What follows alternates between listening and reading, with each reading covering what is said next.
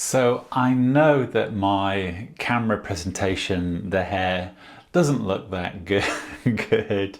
Hair and makeup, uh, they've had a disagreement.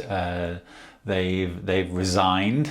Um, Although there might be some YouTube evidence that they were fired, but um, they resigned. They didn't really. It was more of a resignation. I didn't really fire them, but they have left me in a predicament. I look like this.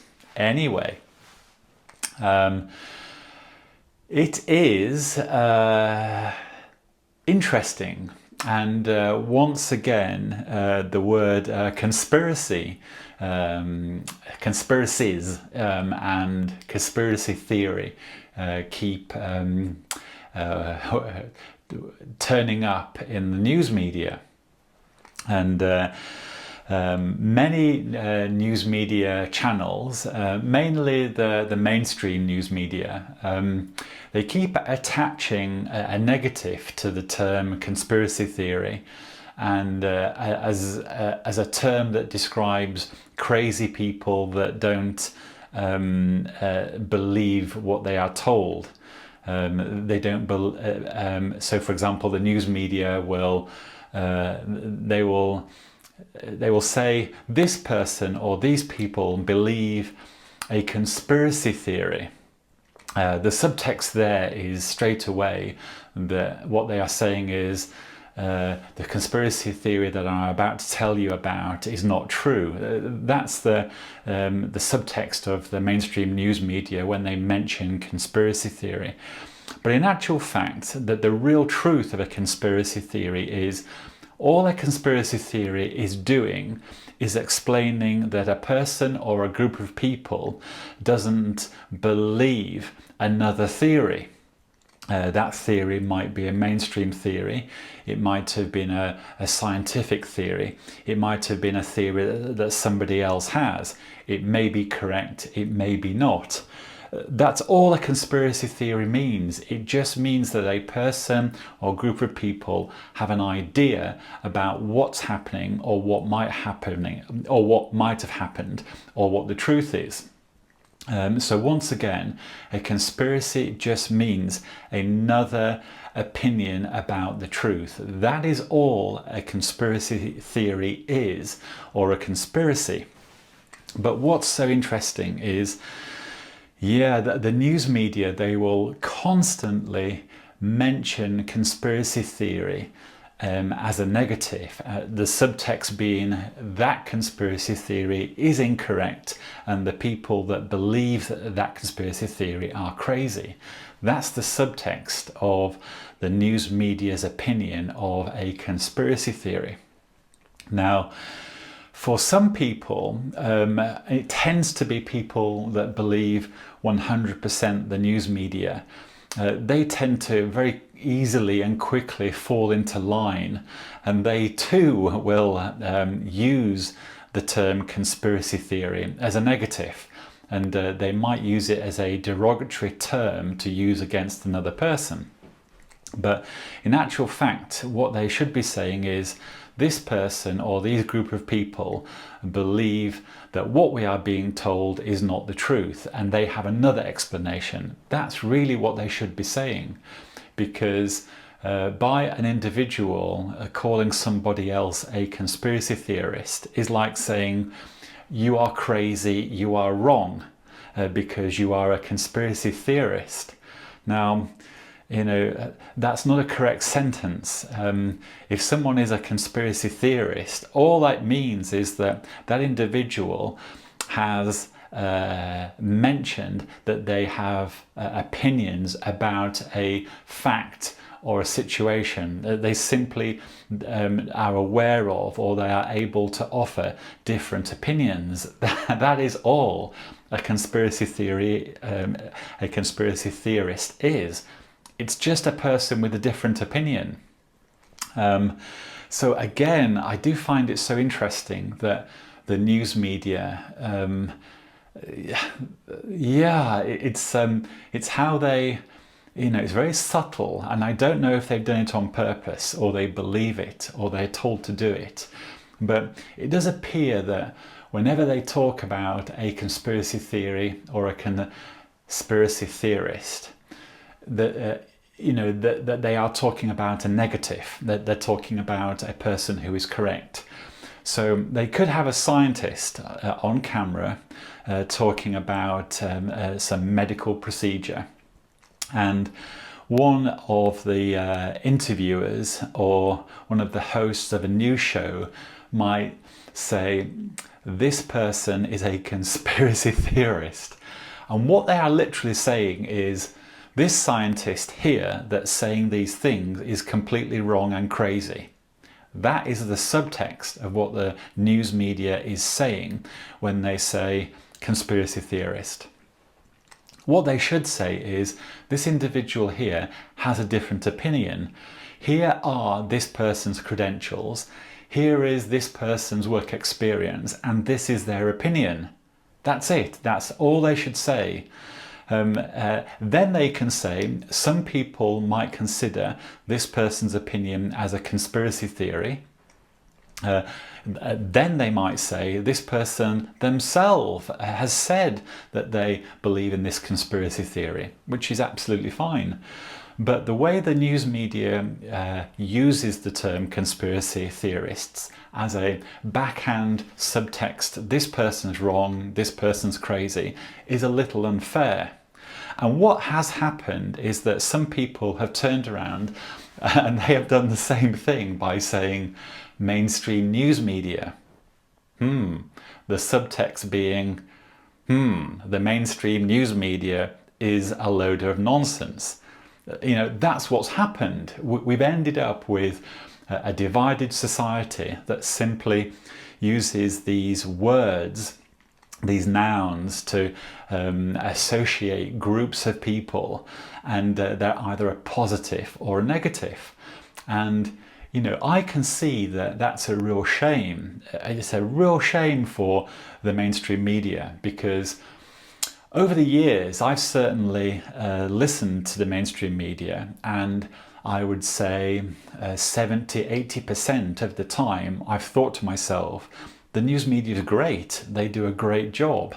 They are telling us and informing the general public of news items that are newsworthy, and they are jolly interesting, and we need to know about them. And then over the years I've been aware that a little bit of propaganda slips in, and that propaganda might be subject to national security or foreign policy, something like that, and that's totally fine, because you don't want a mainstream news media saying out loud, this country that we represent is a load of rubbish, and we have rich people over here that are taking advantage of poor people over there. This is what we are telling you today. This is the news. Obviously, the news media aren't going to say that.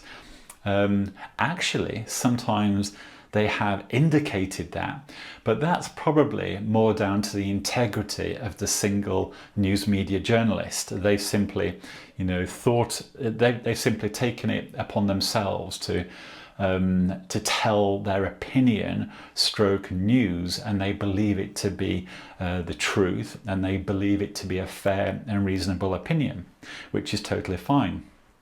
And we want more of that. It would be so great if the news media kept along the guardrails that it believes in, and that is to represent both sides of the story.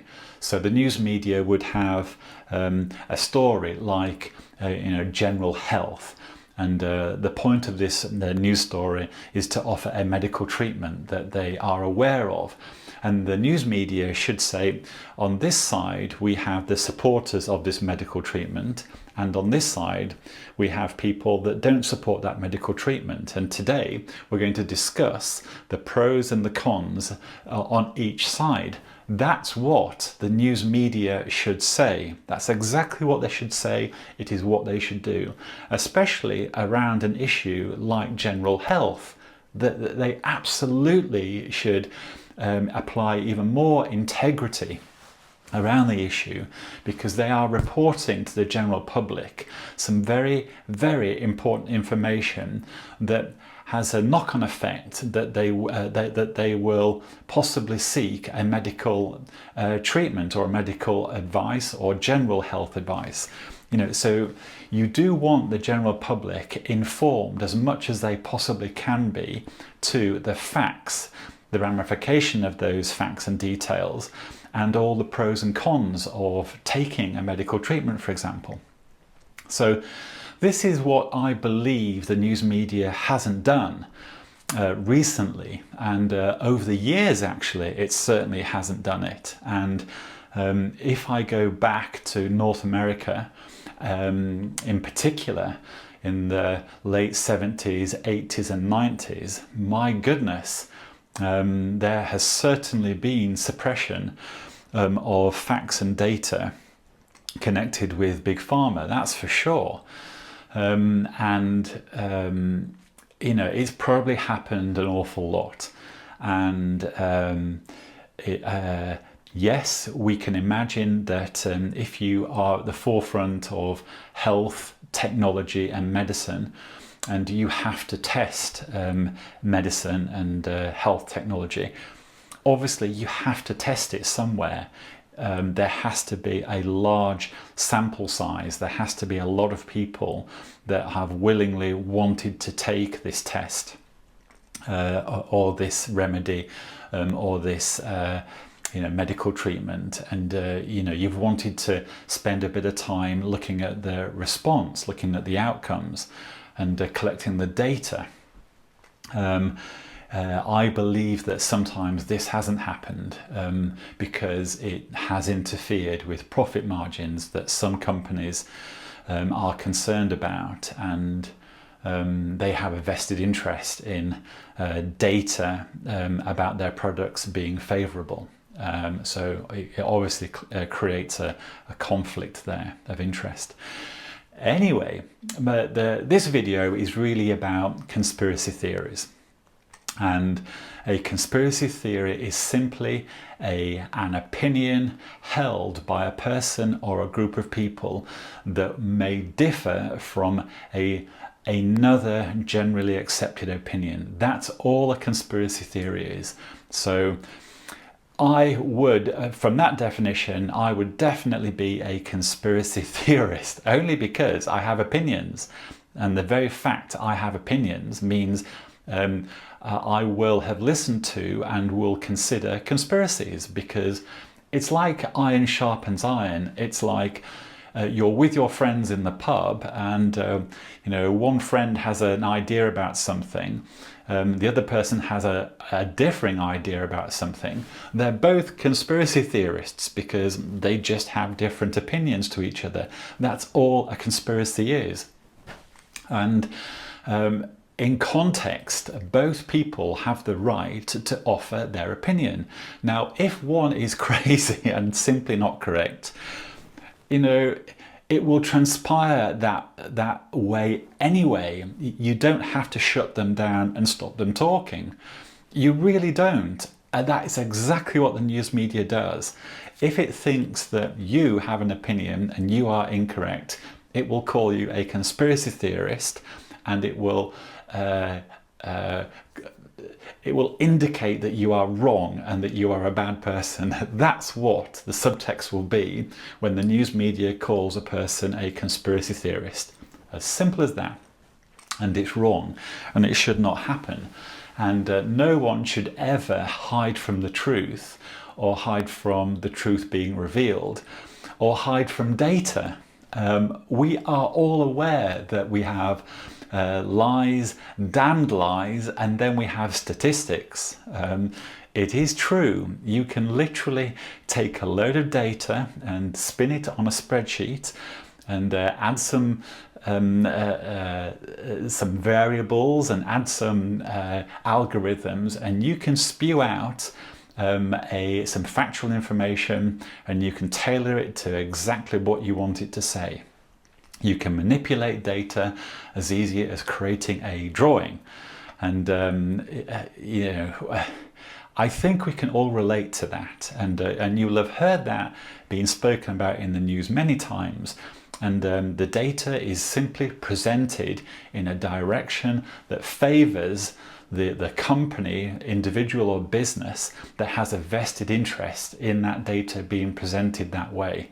That's one of the big problems about data and statistics. It can simply be painted the way that somebody wants it painting and being presented. That is conspiracy theories, data, big data, and the news media. And if you have any other ideas about what I've said, or if you think I'm wrong, please post them down below. I would love to hear about why I am wrong, and I'm always happy to learn. And at that, I shall say goodbye. I hope everyone is having a good week, and hopefully speak again soon.